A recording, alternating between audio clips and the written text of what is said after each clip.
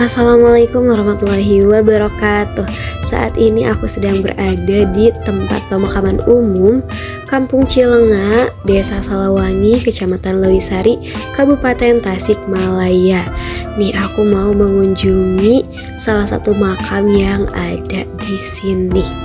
Nah, sebentar lagi kita hampir sampai ke makam yang mau aku tuju. Kira-kira aku mau mengunjungi makam siapa ya? Saat ini saya sedang berada di makam Kiai Haji Muhammad Syabandi yang merupakan pendiri Pondok Pesantren Cilenga. Mari kita lihat.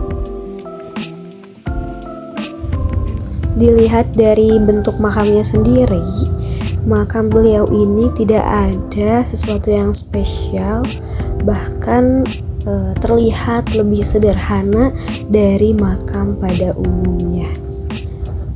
Hal ini dikarenakan keluarga sangat memegang teguh wasiat beliau, yaitu beliau tidak ingin dikultuskan. Kiai Haji Muhammad Syabandi ini lahir di Kampung Cilenga, Desa Sariwangi, Kecamatan Lewisari, Kabupaten Tasikmalaya pada tahun 1887. Lalu mengenai pendidikan yang diemban oleh Kiai Haji Muhammad Syabandi, setelah menyelesaikan sekolah dasar di Perkebunan Jayawati, ayahnya mengirimkan beliau ke pesantren Cintawana.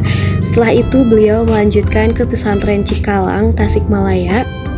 Kemudian beliau belajar ke pesantren Kresek di Garut. Setelah beliau mengenal dunia pesantren selama beberapa tahun, ayah beliau mengirim Muhammad Syabandi remaja ke Mekah yang kurang lebih umurnya pada saat itu adalah 17 tahun. Perjalanan ke Mekah pada tahun 1904 Masehi, waktu itu masih menggunakan kapal laut yang memakan waktu kurang lebih 3 bulan.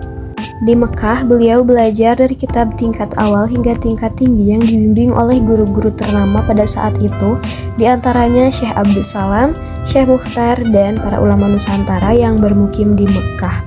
Juga lama beliau menimba ilmu dari ulama Nusantara sekaligus Imam Masjidil Haram Syekh Mahfuz At-Tarmasi, yaitu kurang lebih 9 tahun lamanya.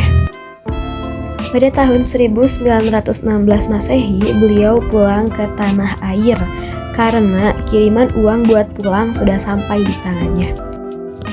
Di kalangan pesantren-pesantren di Indonesia, khususnya di kalangan warga Nahdlatul Ulama, nama Syekh Mahfuz At-Tarmasi ini bukanlah nama yang asing. Beliau adalah guru dari sejumlah kiai di Nusantara, termasuk Hadratus Syekh Kiai Haji Hasyim Asy'ari dan Kiai Haji Wahab Hasbullah yang kemudian mendirikan NU. Maka tidak heran jika sekembalinya Kiai Haji Muhammad Syabandi ke Tasikmalaya, beliau lantas mendirikan pesantren Cilenga.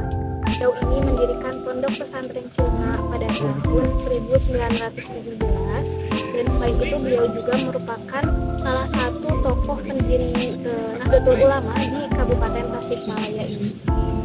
Dari pesantren ini lahirlah ulama besar, diantaranya ada Kiai Haji Zainal Mustafa dan Kiai Haji Rohiyat, yang keduanya didorong oleh Kiai Haji Muhammad Syabandi untuk mendirikan pesantren.